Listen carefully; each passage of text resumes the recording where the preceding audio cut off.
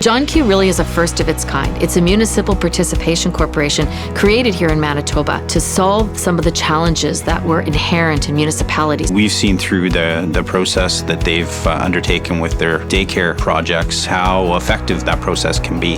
Well, the Daycare in a Box pilot project was really successful because we took a different approach to solving the problem. We basically utilized hybrid modular construction along with a full project delivery team where we were able to build 22 daycares in about 20 months, creating those daycares on time and on budget. This project was incredibly important for John Q because it has allowed us now to figure out how we will translate that model to other challenges that we may find in our communities, such as housing. We know we've got a housing crisis. Our population in our municipality is one of the fastest growing municipalities, but it's very interesting that our cohort of 65 and over, that number is stagnated and it doesn't grow because we don't have the ability to provide housing opportunities for that segment. So they're leaving our municipality, our greatest assets, the very people that build our communities. We can't provide housing for them in their later stages of life.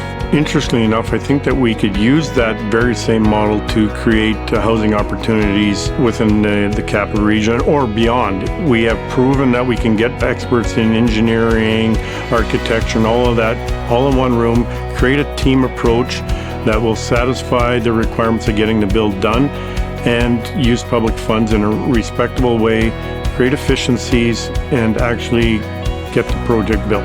The federal government is looking for rapid construction of housing in Canada.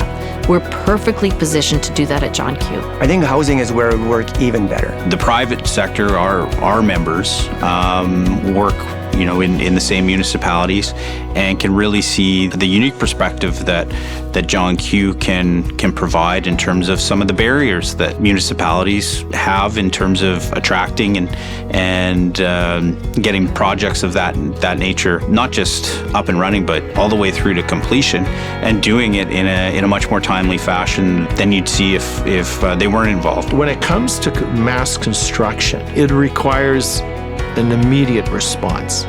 And that immediate response requires these stakeholders that are involved in delivering housing in Canada to come together collaboratively. We've got municipalities at the table. We've got elected leaders in communities who really have the opportunity to support the permitting, the zoning, and steward the project from the municipal lens.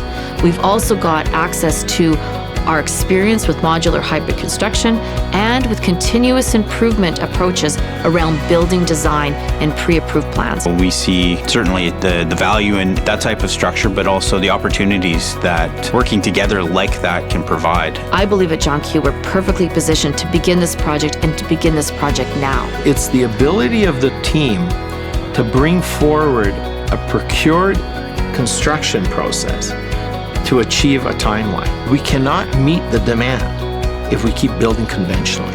And so John Q has not only come up with that system and proven a collaborative approach, that's the reason why I know that we as a group can do it. I think it's even more suited for housing because we can build small volumes for the bathroom mechanical areas and panelize the large areas, the floors, the walls, even the roof. I really appreciate design. And so our process allows unlimited creativity on a project. There's no benefit with using an alternate method when you see what we've done here. Everyone has a say at the table, and I think the end product speaks for itself. I think everybody wants to live in a beautiful place. And living in great places and great spaces that make you feel good, where the outside comes in, gives you a better life. It has to do with community. People live in their community and their children may be in the community. And if they can stay in the community, then they can age in place. Maybe this is one way that we can break those barriers down and work together to fill those gaps that the municipalities have identified in terms of the needs that their citizens have and what's available now and what we can work together towards making available tomorrow.